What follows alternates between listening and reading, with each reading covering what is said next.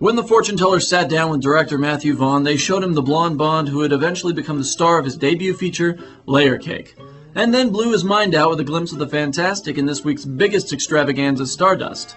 Then they told him that all this would be prelude and practice for what would be next, his destiny, and what the world would eventually come to know him for in 2009 when he became the man who finally brought Thor to the big screen.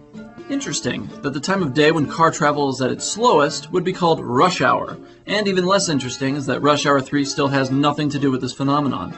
And still even less interesting is that Chris Tucker will remain absent from Hollywood for the next 20 years and still remain the highest paid actor in the business. Also out this week is the feature directorial debut of Sir Fred Savage, who has said goodbye to his Wonder Years in favor of babysitting Cuba Gooding Jr.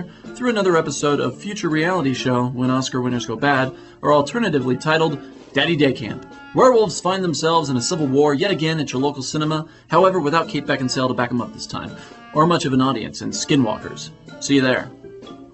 Rosario Dawson reteams with a young indie filmmaker for a moody and erotic tale, not about a gang of female spelunkers in descent, and the Academy Award-nominated documentary filmmaker behind Spellbound tries his hand at fiction in this year's best attempt at a Wes Anderson look-alike contest.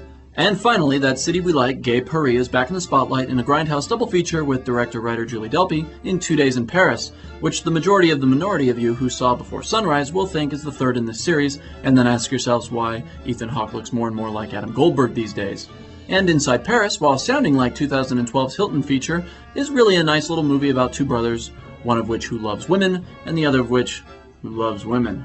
That's all this week. I'm Charlie Baker, Cinema Psychic. Loving women, men, and small animals all the same, just as long as someone's reaching in my lap for some popcorn.